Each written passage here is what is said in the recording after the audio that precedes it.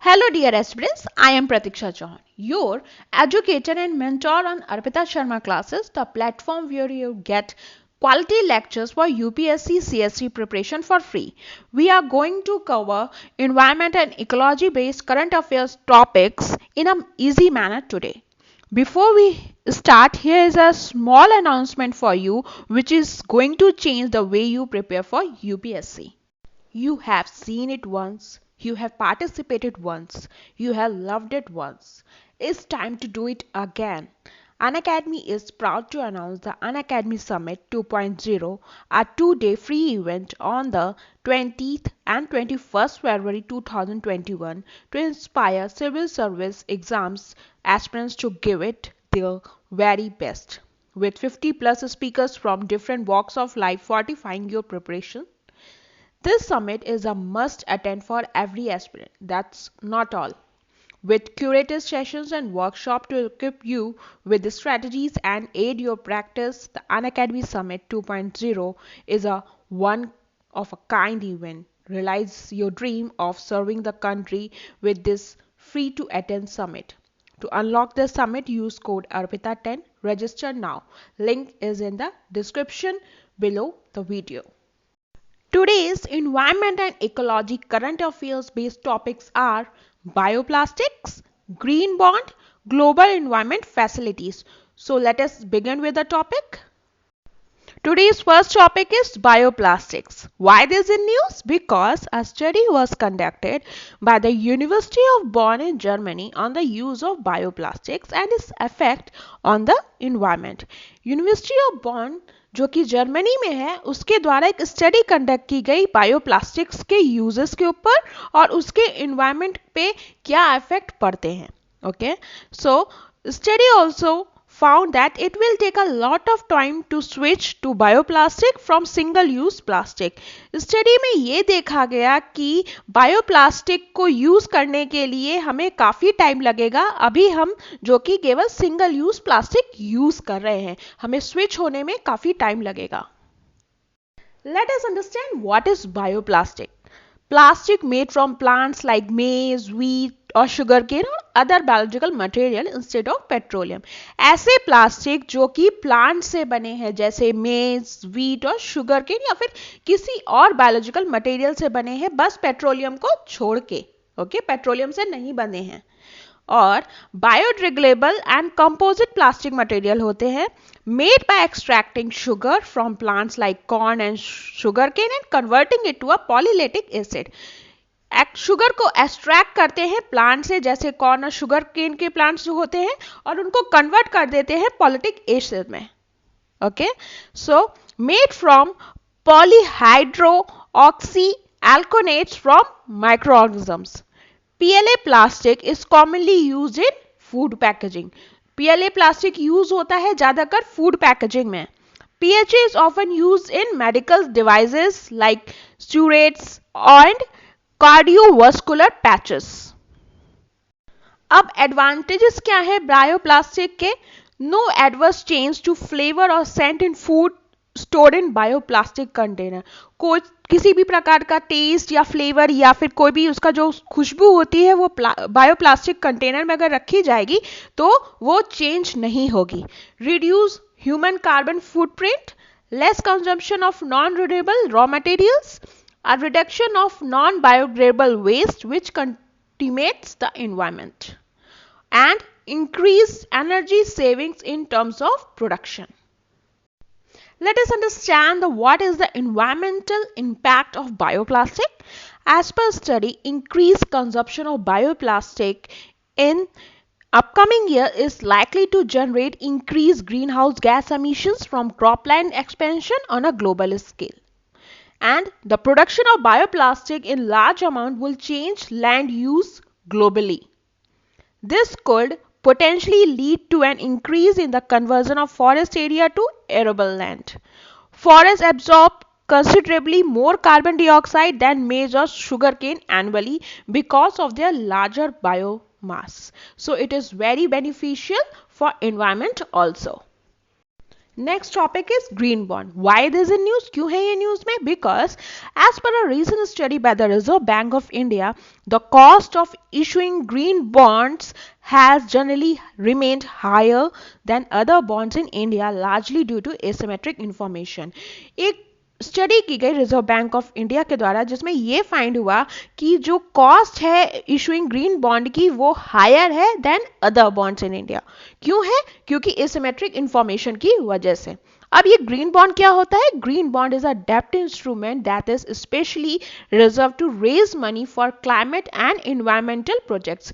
Green bond एक डेब्ट instrument होता है जो कि रिजर्व होता है मनी रेज करने के लिए क्लाइमेट और एनवायरमेंटल प्रोजेक्ट्स के लिए. Okay. In 2009, first official green bond was released by the World Bank. अब ये क्वेश्चन पूछा जा सकता है कि जो फर्स्ट ऑफिशियल ग्रीन बॉन्ड था वो किस ऑर्गेनाइजेशन के द्वारा रिलीज करा गया पहली बार? वो थी world bank. You have to take on that, world bank. अब ग्रीन बॉन्ड से रिलेटेड आरबीआई की ऑब्जर्वेशन क्या है? Since 2018, green bond constituted only 0.7% of all bond issued in India. Green bond कितना कॉन्स्टिट्यूट परसेंटेज करता है? Since 2018, 0.7% of all bonds. So, as of March 2020, bank lending to renewable energy constituted 7.9% of outstanding bank credit to the power sector. 7.9% जो है renewable energy के लिए constituted है जो कि मेनली क्रेडिट होता है पावर सेक्टर में. Okay. In India, most of these bonds are issued by the public sector units or corporates with better financial health. जो इंडिया में क्या है, जो ये बॉन्ड्स हैं वो पब्लिक सेक्टर या फिर किसी भी कॉर्पोरेट सेक्टर के द्वारा इशू किए जाते हैं क्योंकि जिससे बेटर फाइनेंशियल हेल्थ हो सके उनकी. Okay, so green bonds have higher coupon rates than the corporate government bonds with similar tenure. Okay, a better information distribution system is the need of the hour as it could help in reducing maturity mismatches, borrowing costs, and lead to efficient resource allocation. Better करने के लिए information distribution system को अब ये need of the are है कि जो ये रिड्यूसिंग मैच्योरिटी मिसमैचेस होते हैं उनको कम किया जाए, बोरोइंग कॉस्ट है उसको कम किया जाए और lead to efficient resource allocation हो. So what is green bond? क्या होता है green bond? As we already discussed, it is a debt instrument that is especially reserved to raise money for climate and environment project. ऐसा instrument जो कि reserve होता है climate और environment project से रिलेटेड मनी रेज करने के लिए. ओके. अब they typically come with tax incentives such as tax exemptions and tax credits to attract investors. A green bond is like any other regular bond but with one key difference, that is the money raised by the issuer are earmarked towards financing green projects, that is assets or business activities that are environment friendly. Green bond जो होते हैं regular bond की तरह ही होते हैं लेकिन एक difference होता है इनके अंदर कि जो ग्रीन बॉन्ड होते हैं जो मनी रेज होता है इशूअर के द्वारा इनमें वो ईयर मार्क होता है किसके प्रति? फाइनेंसिंग ग्रीन प्रोजेक्ट्स जैसे एसेट्स या बिजनेस एक्टिविटी जो कि एनवायरमेंट फ्रेंडली हो. अब ये प्रोजेक्ट्स कैसे हो सकते हैं? This could be in the areas of renewable energy, clean transportation and sustainable water management. Green bond is a tax एक्सटेम bond issued by federally qualified organization or by the municipalities for the development of brownfield sites. ये जो होते हैं tax एक्सटेम bond होते हैं जो कि किसके द्वारा इशू किए गए हैं? फेडरली क्वालिफाइड ऑर्गेनाइजेशन के द्वारा या फिर म्युनिसिपैलिटीज के द्वारा. किस लिए? For the development of brownfield site, development हो सके ब्राउनफील्ड साइट्स का. अब ब्राउनफील्ड साइट्स कैसी होती हैं? Are the areas of land that are under utilize, have abundant buildings और are under developed, often containing low levels of industrial pollution. ऐसे area of land होते हैं जो कि यूटिलाइज नहीं हुए हो, बिल्डिंग्स बन के उसमें छोड़ दिया गया हो, उसमें कुछ ना हो रहा हो या फिर डेवलप होने की कगार पे हो या लो लेवल इंडस्ट्रियल पोल्यूशन यहाँ पे होता है. So what are the benefits of green bonds?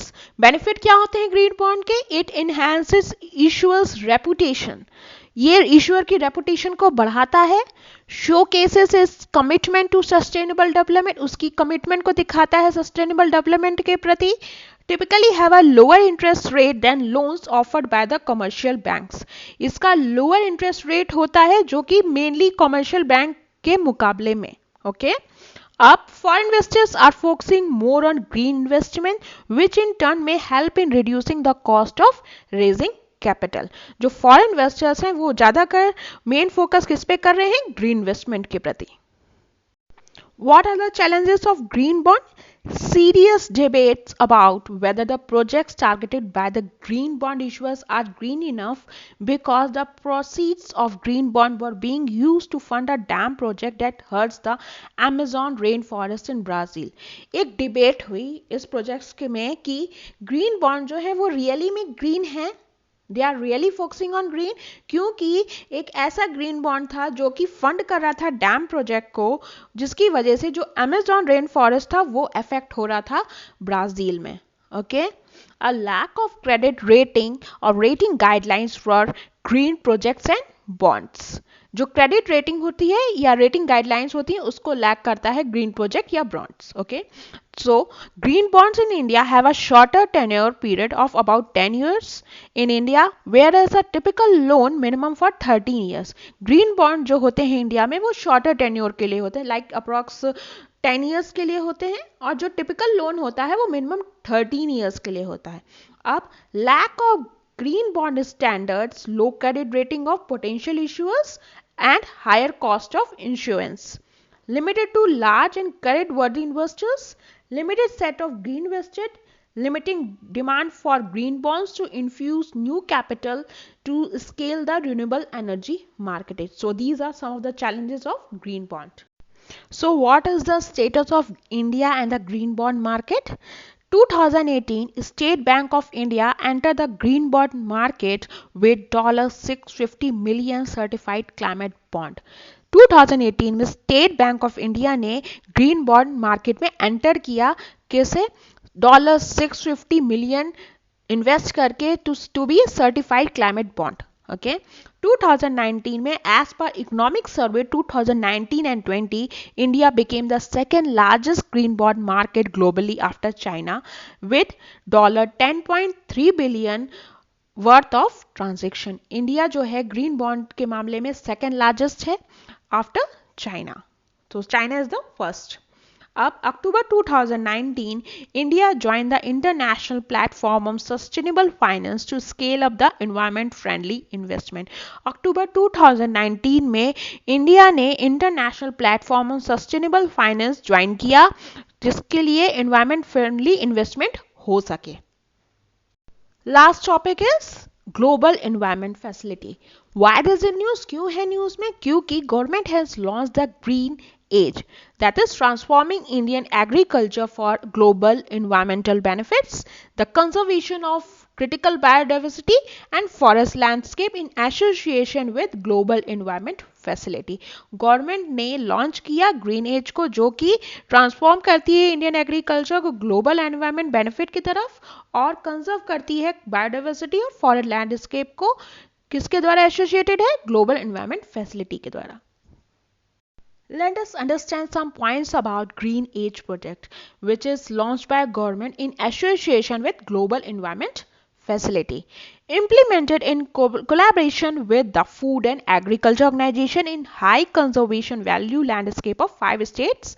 Namely implement किया गया कोलैबोरेशन किसका था? फूड एंड एग्रीकल्चर ऑर्गेनाइजेशन का, जिससे हाई कंजर्वेशन वैल्यू लैंडस्केप हो सके. कहाँ पे? 5 स्टेट में. नेम है उनके Madhya Pradesh that is in Chambal landscape, Mizoram में तंपा लैंडस्केप, ओडिशा में सिंपलीपाल लैंडस्केप, राजस्थान में desert national park landscape, Uttarakhand में कोबर्ड राजाजी लैंडस्केप.